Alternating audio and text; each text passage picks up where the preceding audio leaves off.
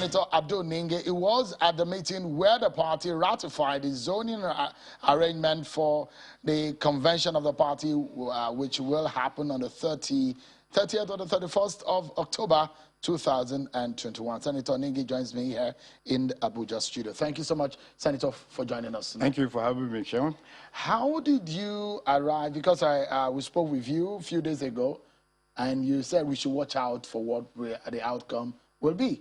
So how did you first and foremost arrive at throwing open the rotation arrangement for the presidency? Well, thank you very much for this question, Shehu. Let me just elaborate a little more. When I was here before I left, I told you we keep on giving you surprises, especially people who don't think we have what it takes. The foundation of this party is actually Fan Nigeria, Nigerian nationalism. The motto of our party is justice, unity, and progress. And our party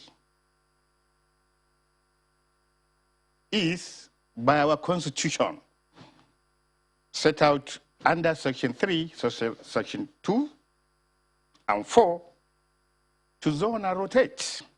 So whatever we do, we expect results.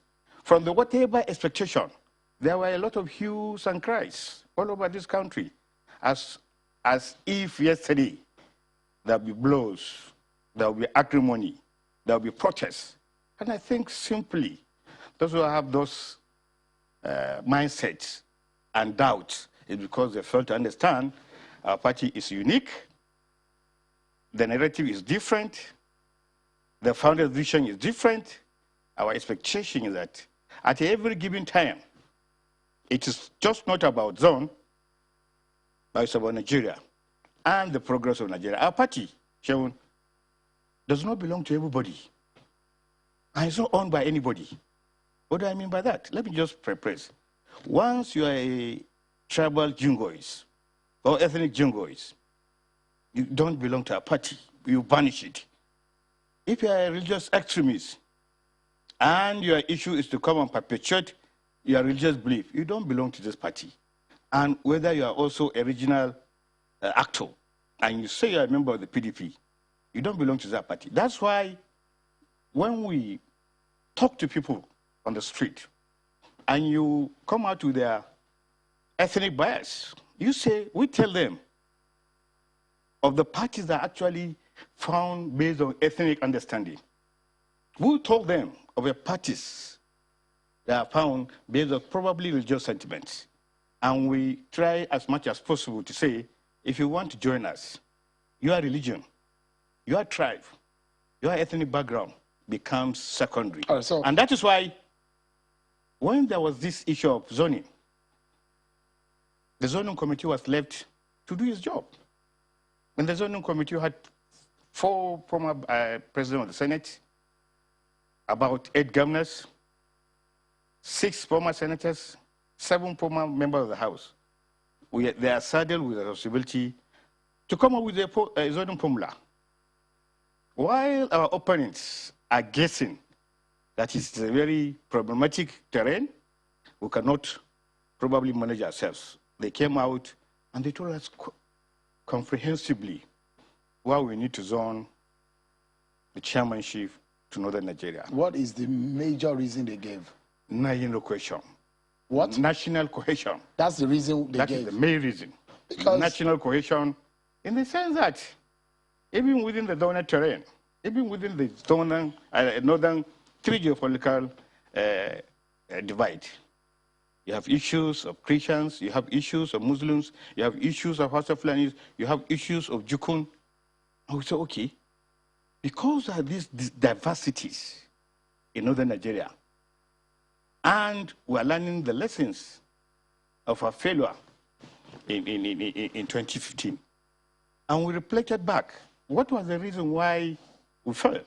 We had 2 reports that comprehensively dealt with the issues of nationalism and interest within the PDP body politic. We have the Ike Ekonomadi report, which was before the National Working Committee, and then we have the Bala Mohammed, the governor of Bauchi State report.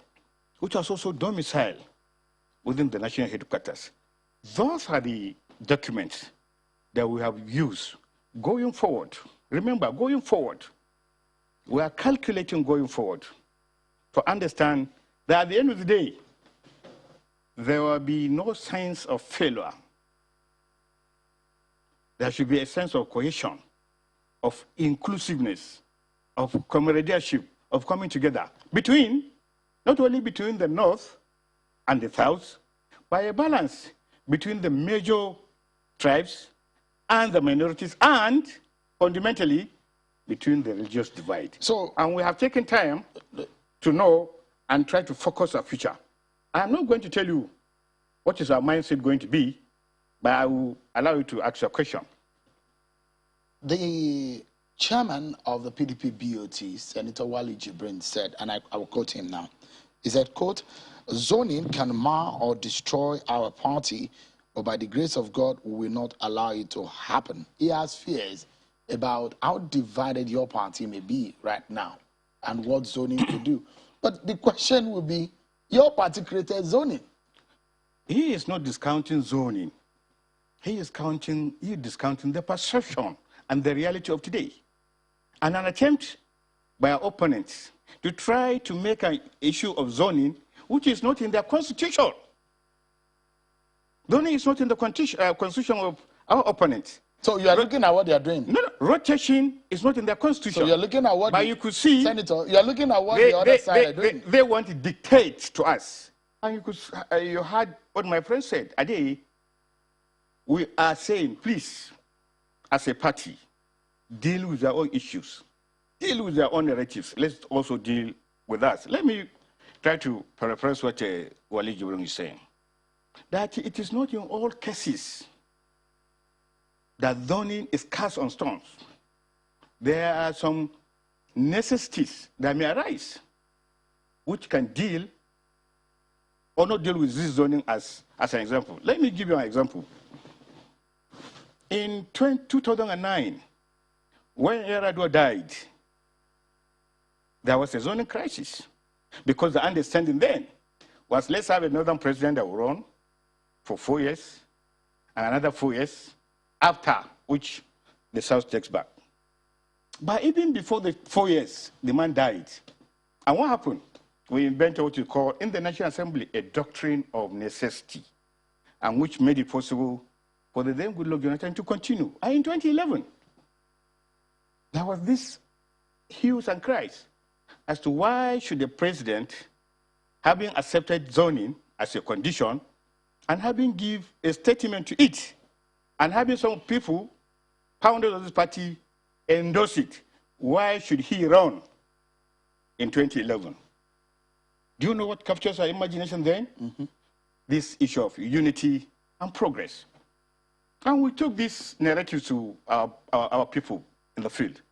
How can you stop a sitting president from running for an election which he constitutionally and legitimately deserves in place of a lesser or a lesser reason in the Constitution? And we allow almost 100% allow Jonathan to run in 2011, and he won the election.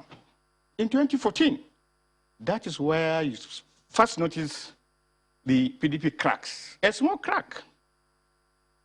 Was that a small crack. Was that a small crack? A small crack in the sense, because of the Constitution of the Nigeria, which allows 2 terms of 4 years,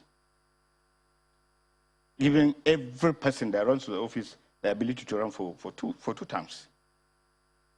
The Constitution has a lacuna, and we said, and we are in this lacuna until eventually he runs in 2015.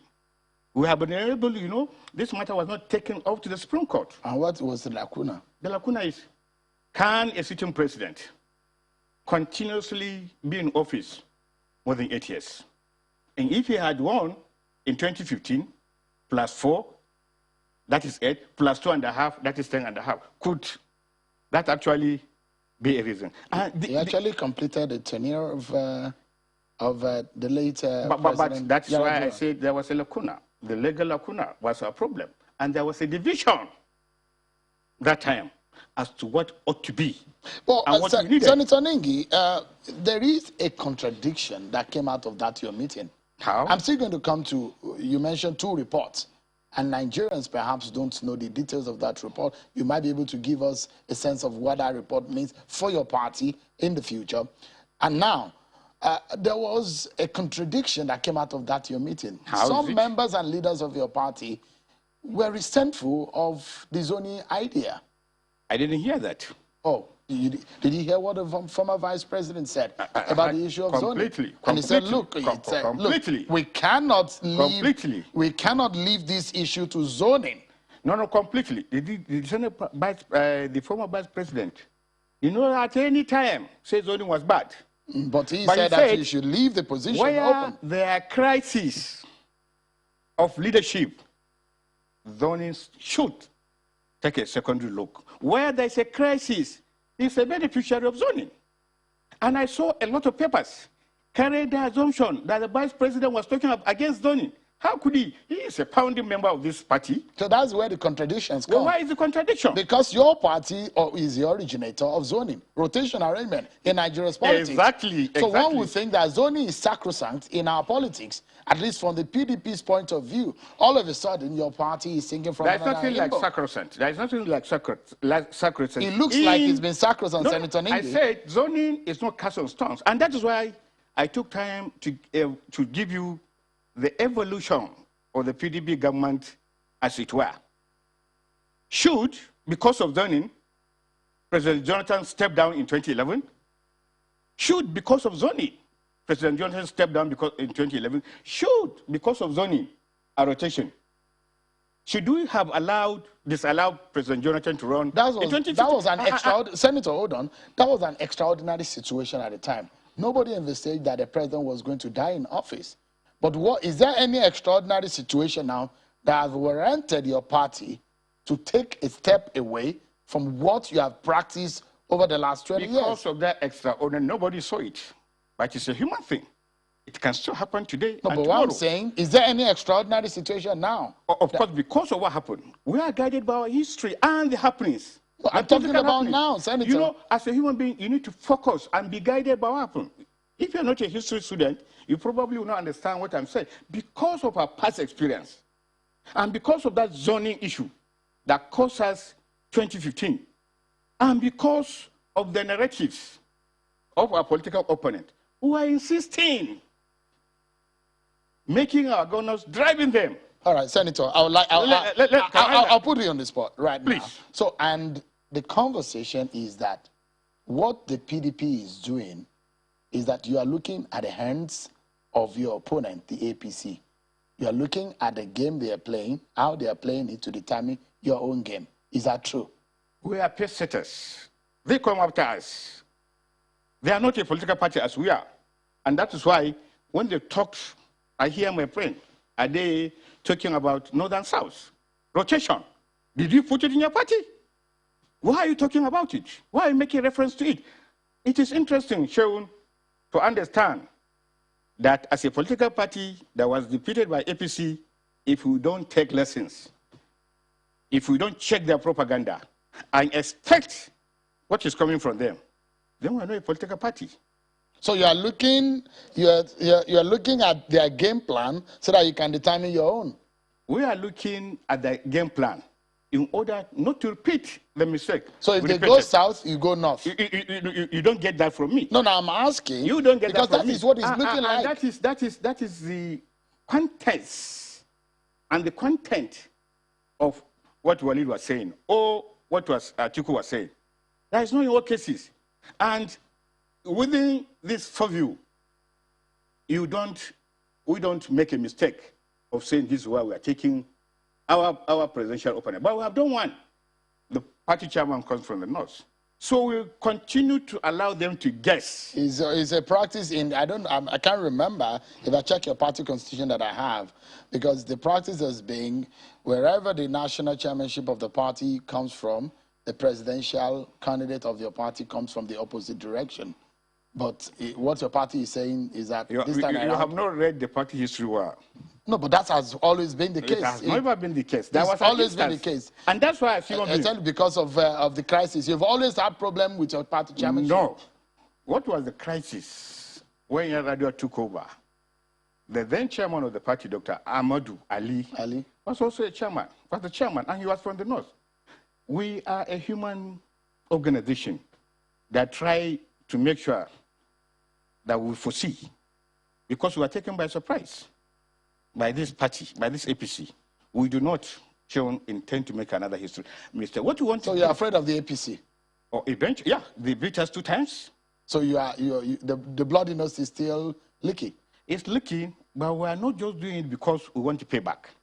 We are doing this to try to reinvent Nigeria and ask Nigerians to say, please, whatever happened in the past, try to compare us with our opponent, whether APC or any other party. I don't want to forget this question, Senator, and quickly too. There are 2 reports that came out of the situation of your party. Yeah.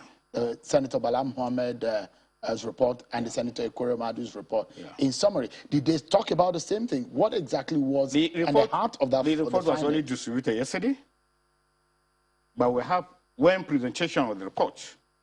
We were told reasons behind why we lost. Ekore Madu took us along historical lines. So what was the reason why you lost? Insincerity, lack of faith, lack of belief, division within the party based on ethnicity, based on religion, and therefore, amongst us, we found some of us working against our party for another party. Fortunately enough, is that the situation still remain? We think anybody who wanted to be in PDP and still remain in PDP after losing power in 6.5 years, I think we should trust that person. And we think we should trust such members that we are home and dry with the kind of members that we have, that we are not afraid again that we can see such a large number of the beneficiaries of our flagship, who are governors, who are senators, who are ministers, will just defect. We are comfortable in the way we are, and we'll continue to try to tell Nigerians, hey, we made a mistake. But those who made a mistake with us are actually living in droves. They're actually leaving our party. They are shifting because we don't have power, because we are not the ones having power. So while we were in power, they didn't defect, they didn't leave. So politics is not about every time you must have power. So the report that you got from Senator Ekore Madu, did you get the report findings from Senator Bala Mohammed? Exactly. So is it the same thing? It's going to be on for discussion. Did he present the report too? Presented the report. So what was the art of that report? It's just presented yesterday. And such reports, one by a Northeasterner, my former boss, the Deputy Senate President, and one by a Northerner, my governor. We are going to put them side by side and try to learn what is new from their findings. So, let me learn what is new from their findings. That's why yesterday, while we are saying, leave this thing open for everybody, we want to be guided by such a report. We are people of book. We went to school. We do not intend to just sit down and just assume that we know. We had people of impeccable character that we gave assignment. We're out of time, Senator. We're out of time, Senator. So the question I want to ask you in 10 seconds, if you may answer, is that the insincerity that you mentioned, all of those problems, do they still exist in your party at the moment? They existed, not because of PDP, but because of the happening in the land. They still exist now. I'm not saying existed. I'm saying now. They will exist until we prove otherwise. They will exist until we prove otherwise. We need to leave it at that. Senator Abdul Ningi, my very good friend on the program. Thank you, Senator, for coming. Thank you, Sean. Always a pleasure having you. Thank you. I love the fact that when you take up an argument, you argue like a lawmaker that you have always been. Thank you. I appreciate it. But that's our show today. I had 2 senators on the program, one in Lagos, one in Abuja, one in the APC, one in the PDP. And that's how we close the program. Thank you so much, everyone, for watching. I'm Sean Kimbale. Bye-bye.